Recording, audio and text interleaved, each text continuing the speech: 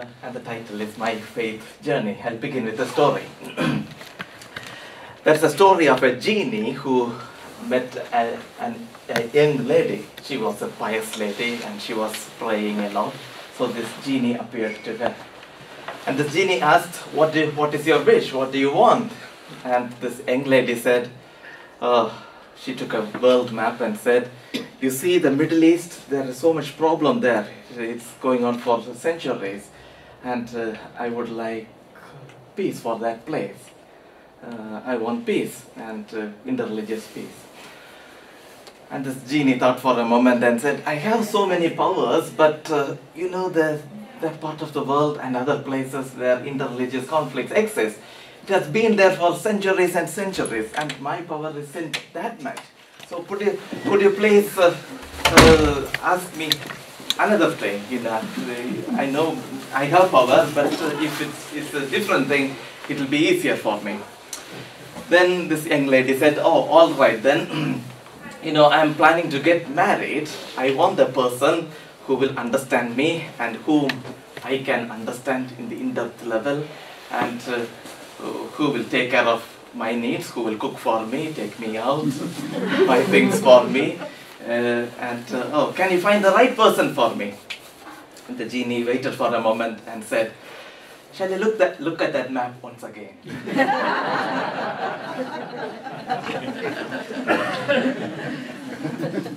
Friends, the point of that story is, this is an issue which is going on for centuries and centuries, for many, many years.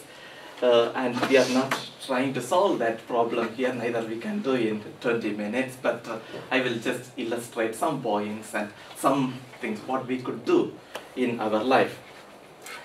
So I'll start from my childhood. I grew up amidst people of different religions. You know, Hindus were there, Muslims were there, some Buddhists, some Jains, and I was born in a Christian family, so I grew up as a Christian. So when I was a child, I looked at all those people and I just knew that I am different in what I believe and the God I worship, and they are different. We could also see the difference even, you know, by physical appearance. When you see a Hindu, usually they have a mark, usually, so we know that's a Hindu. And the Muslims are from a different, it's not tribe, but from a different culture or ethnicity. So you could make out that difference, and the Jains are the same, the Buddhists are the same. So you all know that you are different, but you all got along together because you grew up with that from your early days itself. You know, children can cross any boundaries, so you grew up as friends. So at a point you begin to think, what is the difference? If that's the right thing, why should I be a Christian? Or if being a Christian is the right thing, I should change them and I should convert them all to become Christians. So that is the tension you eventually face. And to give the background, there are 80%, I grew up in India, so 80% 80% Hindus, 9% Muslims, 2% Christians, 2% Buddhists, and 1.5% Jains, and the rest are tribal religions. So not many atheists, but they believe in a God or gods. So that's the general situation. And generally people get along very well. You know, I still have friends who are Muslims, who are Hindus, and so on. But occasionally there are clashes. There are fundamentalists, so burning of churches, burning of mosques, and you know, communal riots are there. But it's rare, but still there. So we do talk about interreligious harmony, interreligious peace in that situation. So, but when I moved out from India, I first went out of India when I was 27. Until then I was living in India. And first I went to America and I lived there for about 1 year. And that's the first time I met a person who doesn't believe in a God. And it was very confusing for me. How can somebody live without believing in God? Now I was happy to relate with people of Muslims, Buddhists, Hindus, Christians. That's fine. But it's not that I was happy to be as a friend, but still I couldn't understand them. That was the issue, and I still struggle with that issue. How can we live without believing in something superior than as what we call God? And so the point is, the issue is now they're everywhere in the world. It's not just in some places, not Middle East or the East, but interreligious issues are there everywhere. Then, as I thought about it, I also recognized that people are different. One group of people, we could say, they say what I believe is the right thing. It's not just Christians. Muslims are there, Hindus are there, and what others think are wrong. They are wrong, I am right. And theologically they are called exclusivists.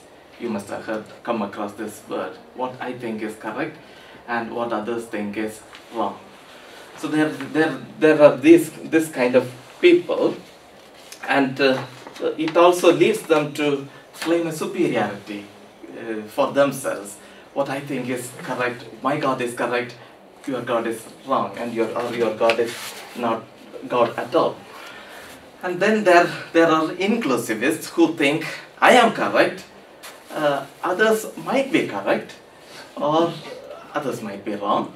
But even if they are correct, my God is the right God, and my God is the God of all religions. So in a way it's again a kind of exclusivism, but I would say it's better than mere exclusivism. Inclusivism is seeing God's light in everyone, seeing God's image in everyone, irrespective of their religion or faith. They are the inclusivists. Then there are the pluralists. Pluralists are those who say, I am correct, you are correct, we are all correct. So what's the problem? So particularly there is a imagery to understand that. Hindus like this imagery very much. They say God is like an ocean, and every river flows to the same ocean. Similarly, every religion or every faith leads us to the same God. That is how they look at it. So although we belong to different faiths or none, ultimately we will end up in the same God. This stance is called pluralism. But then the problem with this position is it curtails any freedom of dialogue, because you tend to think they are also correct, you are also correct. What is the need for conversation there? I don't have anything to learn from you, and you don't have anything to learn from you. That's the difficulty in that position. So eventually I went to study theology, and when we study theology, we also come across this as a major subject when we study what do we do with these interreligious issues. So I learned and read quite a lot about it, but then I came to my own conclusions, and that's what I will share in the remaining 10 minutes. First of all, I think our life and our living together with people of different faiths should help us to communicate with each other. We should live in dialogue with one another, in conversation. So actually we should transcend being an exclusivist or inclusivist or pluralist to say, come on, we are all children of God, we need to learn from each other, there should be a give and take. But this is not an easy thing. People will always try to say, what I say is the right thing, yours is different, that is not correct. But the good thing is there are many common points in which we can hold on to. One person called Donata Torfil, she interpreted this concept of spirit in most religions. It's a Hebrew concept originally, Hebrew concept of Ruah, which means spirit, and the Greek call it as pneuma, and the Indian concept equivalent is prana, and the Chinese have the concept of chi. So it means the same thing, which means the God works as a spirit in every religion. That is the idea. So that's just an example to say that there are commonalities in religion where we could start our conversation. But still, people can vary, people can be rigid, people don't want to move, and sometimes people are afraid. Will I be converted by another person? So they are afraid and they want to hold on to. So fear can often break conversations. So what I say is we need to have positive conversation. By that I mean it should be based on our respect and love for people of all religions. And it's also a process. It need not stop one day, and we need not say I have learned everything, but it can be an open and ongoing process. And again, we shouldn't be fearful of being converted or not converted. It's ultimately God who, ultimately our relationship with God is what matters. So I call it as positive conversation. Positive conversation means just being open to others. It's not just saying hello or I'm friendly with you, but from your inner, from the depth of your heart, you begin to talk. How do you understand God? And how do I understand God? Or their commonalities? Or where do we differ? What do we do about it? Is the question. That's the conversation. But then we have to move on to the next thing.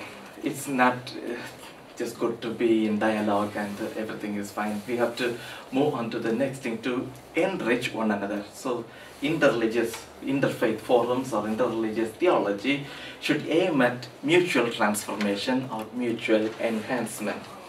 Many people still who are exclusivists struggle with this. How do we mutually enrich one another? Because they think only what I say is correct. I often wonder, coming from India again, I wonder, so many missionaries worked there, but why only 2% are Christians? Why not 98% be Christians and other 2% be other things? And I think the problem was sometimes there were so many good missionaries, I don't deny that fact, but sometimes there is a superiority complex. People think what I say is correct and what the other person tells is wrong. So people, if you don't listen to others, obviously the other person won't listen to you. So that's a problem. So our aim should be mutual transformation, mutual enhancement, not just I enhancing the other person, but in the process I also might be enriched and might be enhanced. We need to be open to that. And I found this quotation, which is from Diana Egg. She says, "The aim of all this religious thinking is not to find the lowest common denominator or the most neutral religious language. Far from it. The aim is to find those particular places within each tradition that provide the open space where we may meet one another in mutual respect and develop through dialogue new ways of speaking and listening. Not mutual understanding, but mutual self-understanding and mutual self-transformation." So you got the idea, enrich from one another. And then if this is the case, if people will accept this, why is there violence? Why is there bloodshed? And so many deaths could be avoided. Again, the problem I think is we often, people of different faiths often mix trivial differences with serious differences. Many differences are just trivial on the surface level, and in the being of a person, we are ultimately we are all one. That is the fact. We all come in this world, we all live, we all go. So this is common to every religion, irrespective of Christians or Muslims or Hindus. So we need to keep that as a base. So some people even suggest any differences between religions are just trivial differences. Ultimately, it's one. There is a fact in that. But life in religion is not just belief, but it is also a way we choose to live. So even trivial differences can matter at some points. But the point I'm trying to say is we shouldn't deny that fact. We should accept where we are different. And if we don't accept that difference, it can lead to colonialization of a culture and its imagination. Denial of similarities promotes an anomic situation where no dialogue appears possible and only power will prevail. So you can see the difficulty there if we don't accept differences between people. But then again, which is a serious difference and which is a trivial difference? Then again, we need to really find out in dialogue. I won't go into much detail, but just to give you one example, salvation is a common thing for all religions. Whether Muslims understand it very differently, Hindus understand it very differently, and Christians, we understand, most of us, sorry, I think some of Christians. So Christians understand it very differently. But the common thing is we all aim for this, or we all work towards it with the grace of God. So that is the common thing. But again, the way we understand is very different. And when I did my research, my thesis was on salvation particularly. One thing which was common is we all understand salvation as union with God. That is the common thing in everything. Whatever the means might be, union with God is the ultimate thing. But Hindus understand it very differently. And even within Hinduism, there are different understandings. It's an interesting understanding. So I'll try to explain it with the figure. There are three groups of Hindus. Some say this is humanity and this is God. So when union with God is just mingling with God. So you are the human here, this is God, you just mix into God, and that is union. This is one philosophy. But the next philosophy says union with God is this, and then you are here, but you are in union with God, but you are also different. That is another kind of understanding.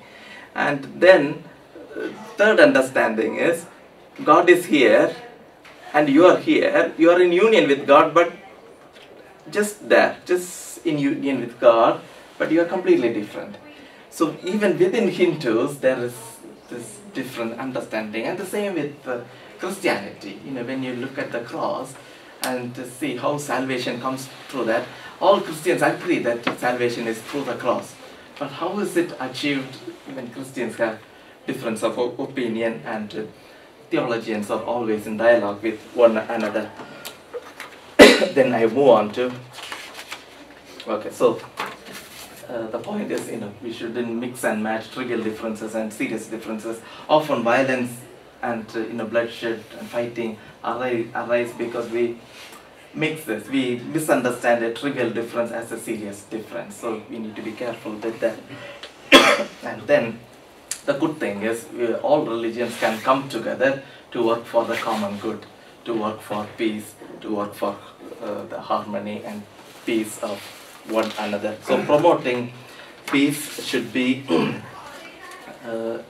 a goal of interreligious forums and interfaith forums. So when I thought of what to talk today, the passage which came to me from the scripture, from the Bible, is Jesus entering into the Samaritan world. So today many Christians say, oh, we are Christians, but they are pagans, don't go there. But Jesus didn't have that approach. He was a Jew, but he was not just concerned of Jews. He just deliberately went into the Samaritan village, and a woman was drawing water from the well.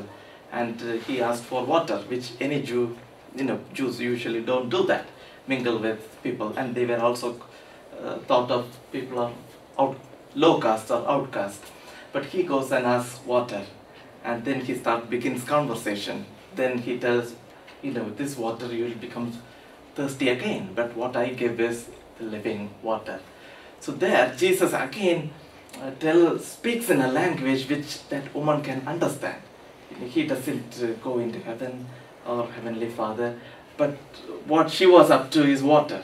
he just adds one word to that, living water, which will make her think. So, start from where they are, and then it's again for mutual transformation, mutual enrichment, and again your peace with God, and it's about your relationship with God.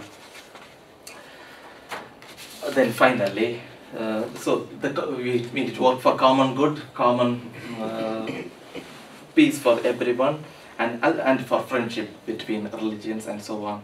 And the final thing I wanted to say is the missiological task of interfaith forums. So in previous centuries, missiology or mission was considered as just preaching the gospel. But in interreligious contexts or where people of different faiths live together, listening is equally important as you speak. So mission should take that very seriously in interreligious context. So then the final question is, it's a question I'll stop there. So where is God in all this? That's the question. That's a question which I constantly ask myself. If God wanted us to be people of one faith, one God, one humanity, why does He permit different religions to exist side by side? Definitely it's not for us to fight with each other. There must be a greater purpose than that. And what I think is, God has permitted that to learn from each other, and also to compete with each other to do better, to work for peace, to understand God better and better, learn from one another, and you can mutually enrich one another. So it should be seen as a gift from God rather than a curse. We are different, we can learn from one another, and in the deepest sense we are all one. That should be within our hearts. And again, we have a person sent to his mother a gift. Actually, there were 3 children, and these 3 children on a Christmas day sent to a mother who is old, gifts. So the first son sent a mansion. He bought a palace and sent the documents to his mother. And the second son bought a luxury car and sent to his mother. And the third son was very religious, so he bought a parrot and he taught in biblical verses, so that the parrot can tell it again, because the mother couldn't see very well. She used to read the Bible, but she couldn't see. So he thought, I will buy a parrot and send to her. And this parrot spoke a lot of biblical verses, and he sent it to her. Then the mother wrote thank you letters. She wrote to the first son, my dear son, thank you for your love and gift, but I am old now, I just need one room, so it wouldn't be very helpful for me, but anyway, thank you for your kindness. And the second son, she wrote, I'm old now, I don't need a luxury car, but shops are nearby, I can just walk and buy things. Anyway, thank you for your kindness. And to the third son, she wrote, my dear son, I loved your gift very much, that was the best one, and the chicken was very delicious.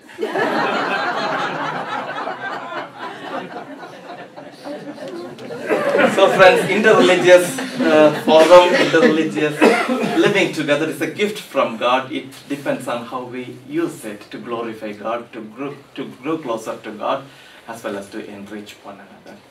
Thank you.